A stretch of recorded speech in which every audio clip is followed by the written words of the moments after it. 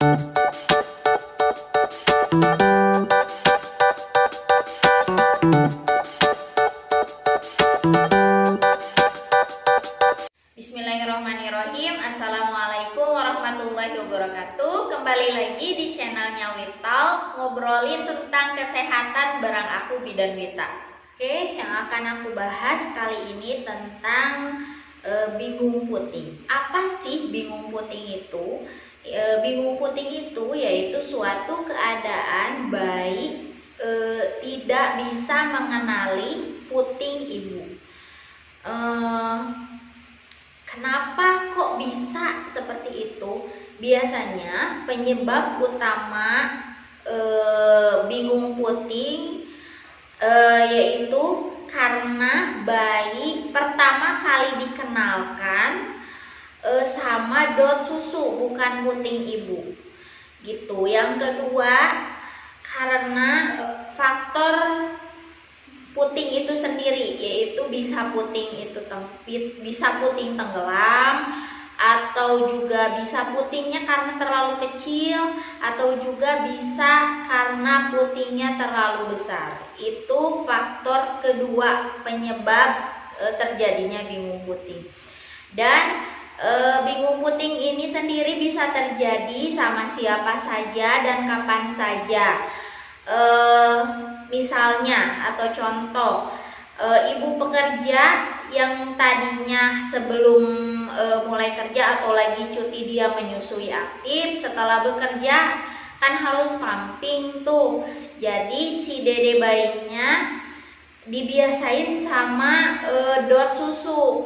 Pas pulang karena kelelahan, ibunya biasanya jarang buat menyusui ke dede bayinya. Itu bisa terjadi bingung puting lagi gitu.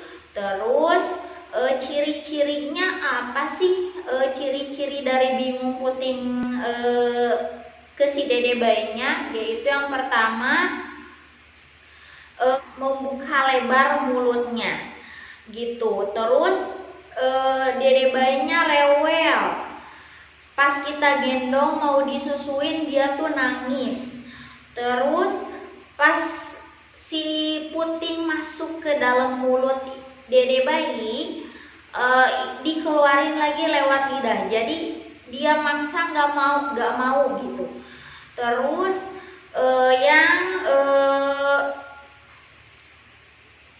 yang terakhir, biasanya dede bayinya kayak nyari puting. Jadi dia menggeleng-gelengkan kepalanya untuk nyari puting ibu gitu.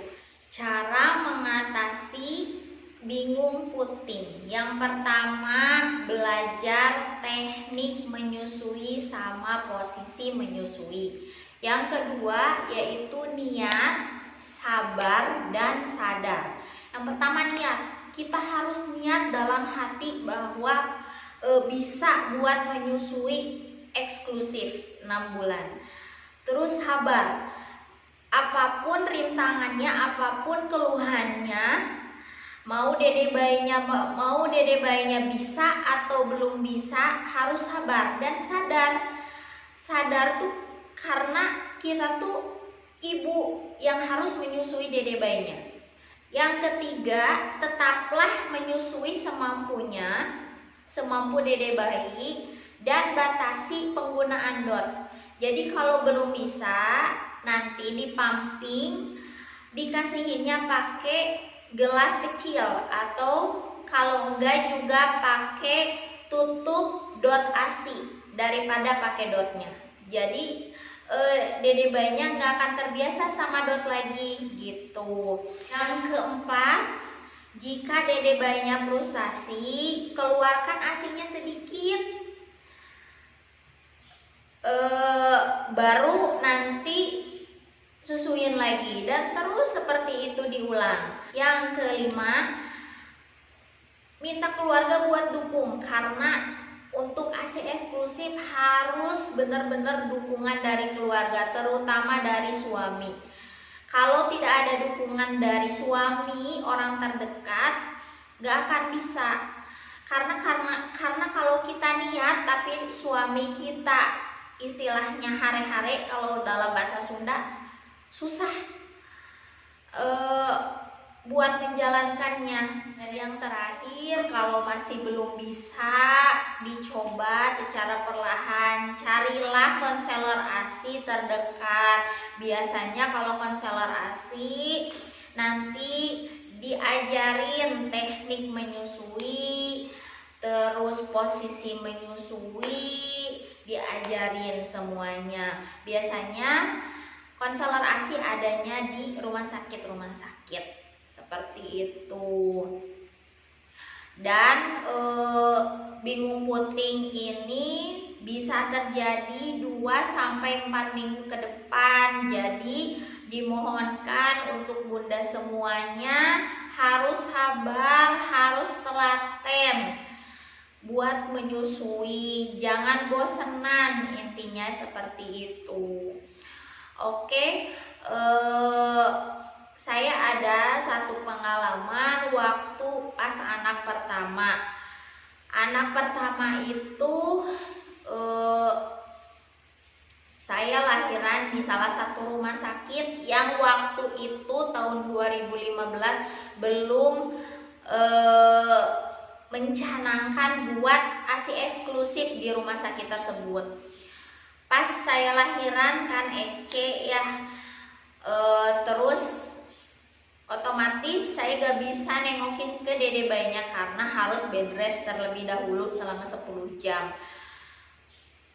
Dan si dede bayi karena emang belum di rumah sakit tersebut belum ASI eksklusif, dikasihlah susu formula dan dotnya gitu. Pas kalau sesar itu kan beberapa hari ya di rumah sakit ya, minimal 3 hari atau 4 hari di rumah sakit. Pas pulang ke rumah udah mas sakit bekas luka sesar. Pas saya mau nyusuin dede bayinya gak bisa. Kebetulan puting saya tuh kecil gitu. Pas saya mau nyusuin rewel, ya Allah rewel banget. Pas digendong kayak gak mau, pas disodorin puting dia kayak geleng-geleng, kejer. Untungnya ada suami yang dukung saya, dan juga saya niat mudah-mudahan bisa ASI eksklusif, meskipun bukan eksklusif ya karena udah pakai susu formula, tapi setidaknya saya pengen memberikan 6 bulan itu setelah susu formula itu ASI gitu. Saya coba 1 hari belum bisa, 2 hari belum bisa, akhirnya pas bisa itu setelah 2 minggu ke depan. Dan selama 2 minggu itu saya pumping kasihin pakai gelas. Saya pumping kasih terus aja gitu sambil diulang, nyusuin lagi sehingga dede bayinya bisa terbiasa gitu. Kalau nanti misalkan kalau udah terbiasa sama puting, boleh nggak pakai dot lagi? Boleh banget. Apalagi ibu pekerja kayak saya, kalau nggak pakai dot ya pakai apa gitu. Tapi yang pertama kenalin dulu sama puting ibu gitu. Kalau misalkan udah kenal mah nanti dede bayinya juga bisa terbiasa dengan dot sama puting ibu gitu. Yang penting pas pulang kerja, kalau nanti udah kerja lagi sok susuin dede bayinya, jangan sampai pakai dot lagi kalau kitanya ada di rumah. Oke, cukup sekian pembahasan kali ini tentang bingung puting. Kalau ada kritik dan saran nanti cantumkan aja di kolom komentar. Kalau ada perkataan saya yang tidak berkenan, mohon dimaafkan. Kalau ada perkataan saya yang bermanfaat, itu datangnya dari Allah Subhanahu wa Ta'ala, dan mohon untuk di-share ulang ke media sosial yang kalian punya supaya manfaat itu menyebar kemana-mana. Wabillahi taufik wal hidayah. Wassalamualaikum warahmatullahi wabarakatuh. Bye.